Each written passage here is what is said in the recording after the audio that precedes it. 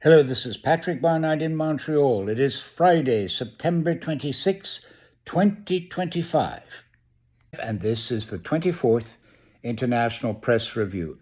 There's an awful lot to be taken in these few weeks and months. The General Assembly is hearing from leaders of the world in this past week. The flotilla that is trying to break the blockade in Gaza is on its way from Crete over to Palestinian waters. Yesterday, Donald Trump delivered a most extraordinary, peculiar, rambling speech to the United Nations, attacking globalism, attacking environmental politics, saying that the climate crisis was a hoax, and I would say giving a Christian nationalist speech that basically was against the whole idea of the open society. So let's look at some of these issues, because one of them is dominating all the others. The dominant issue of this month, I would say, is the increasing isolation of the state of Israel. Today, delegates at the United Nations building in New York walked out of a speech by Benjamin Netanyahu. I've never seen anything quite like this. A defiant Israeli Prime Minister has taken the stage at the United Nations General Assembly, declaring his country must finish the job against Hamas in Gaza and rejecting any possibility of a Palestinian state. Benjamin Netanyahu denied carrying out a genocide and accused world leaders of appeasing evil. He warned Hamas to lay down its arms and surrender. As Netanyahu took the stage, delegates staged a walkout, leaving much of the chamber empty.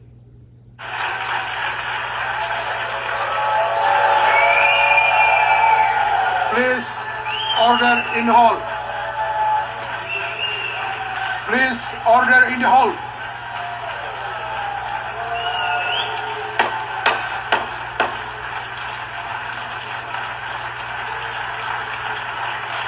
Please, order in the hall.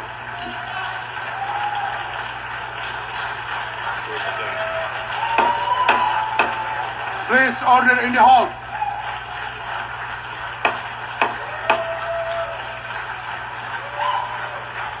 This walkout at the UN poses a paradox. On the one hand, Israel seems to be the Praetorian Guard of the Middle East, going everywhere to impose order, and the United States appears to be the indispensable country with whom everyone has to do a trade deal. But at the same time, Israel and the United States today, right now, seem to be very, very isolated. Trumpism presents like a kind of autoimmune disease, with the spectacle of a nation attacking its own institutions. The executive exalted, the Congress losing its agency, the independent judiciary gravely weakened. The Federal Reserve, the pillar of the modern economic system in the United States, very gravely weakened. Prestigious institutes of health, such as the CDC, attacked at their very root.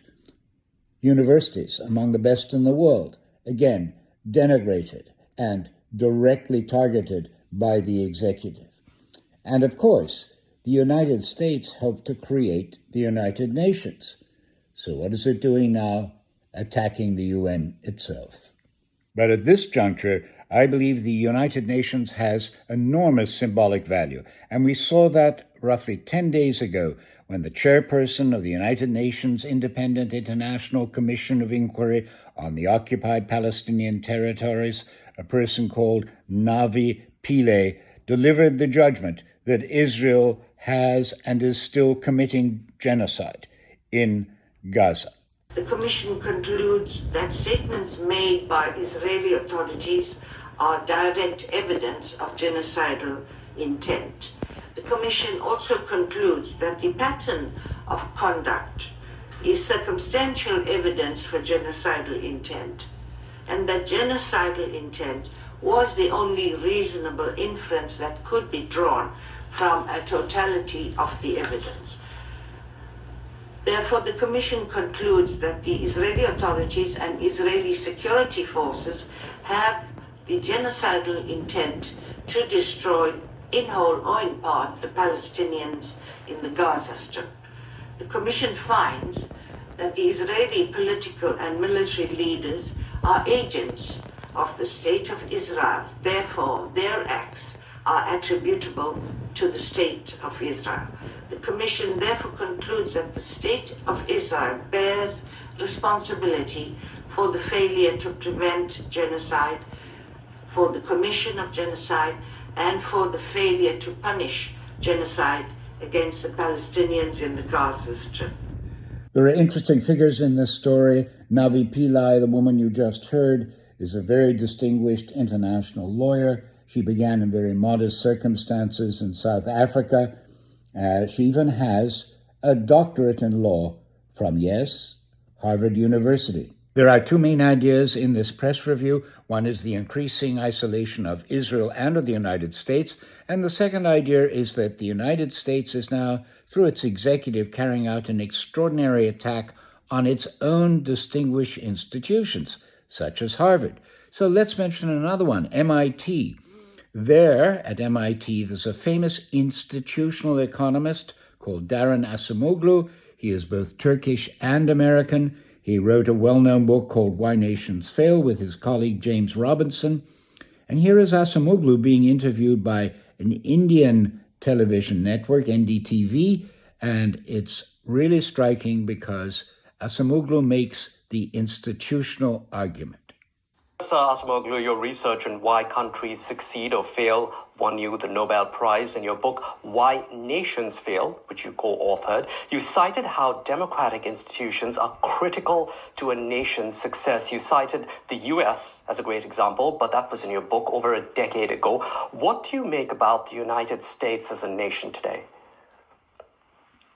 Well, I think we wrote that book 15 years ago, and even there we did discuss that the path of U.S. success has been much more uncertain. U.S. institutions showed flexibility, but they had many weaknesses. That's a point that we actually emphasized further in a book that we wrote about 7 years ago, The Narrow Corridor. But even since the 6-year landmark that has happened over the now that we're seeing, huge changes have happened in U.S. institutions. Their weaknesses have been pried open, both during the Biden presidency, but especially after Donald Trump has come to power. And for once, I think there is a real danger that the U.S. republic, U.S. democracy could collapse. Now, if we go back to Why Nations Fail, it's ironic that some of the lies that we wrote in that book with advice to emerging economies, such as India, Bangladesh, Pakistan, those in Latin America, now apply to the United States. The danger is really undermining inclusive institutions and failing to build the institutions for a new age that we require. And for the US, the problem is that the effects are going to be slow because people still have trust in US institutions. They are normalizing these changes. But once it comes, it's going to have really deep consequences. Indeed, we're seeing some of the consequences, I think, of these changes in New York right now, in the Middle East. And we are no longer at Friday. We are at Sunday, September 28th in Montreal. The flotilla going towards Gaza is now somewhere east of the island of Crete in the Mediterranean. And there is a new development, as reported in this small clip from Reuters. Italy and Spain are sending warships to assist the international aid flotilla trying to take aid to Gaza after it came under drone attack. The global Samud flotilla is using about 50 civilian boats to try and break Israel's naval blockade of Gaza. Many lawyers and activists, including Swedish climate campaigner Greta Thunberg, are on board. An Italian frigate was sent on Wednesday, hours after the global Samud flotilla said it was targeted by drones in international waters off Greece. The flotilla blamed Israel for the attack, in which the drones dropped stun grenades and itching powder. No one was hurt. Y que se respete el derecho de nuestros ciudadanos. Spanish Prime Minister Pedro Sánchez said on Wednesday Spain would be sending a warship in case the Spanish nationals and the others aboard needed assistance or rescue. Pedro Sánchez, the Prime Minister of Spain, has been an ardent defender of Palestinians and of Palestinian statehood. So, let's end this international press review with Sanchez in New York giving a speech at Columbia University to about 500 students about the open society, and then immediately after with Greta Thunberg giving us all a message from the flotilla to Gaza. This is the end of this International Press Review. Finally, I would like to talk about the third core value I mentioned, the virtues of an open society. And let me stress that this is probably the most important one, because when the free voice of a society is silenced, the society is destined to die. In an open society, the protection of individual rights is not just a principle, it is a foundation. Freedom of speech, freedom of belief, and the right to participate in public life empowers citizens to shape their own destinies. These freedoms are not privileged. They are essential safeguards against tyranny and silence.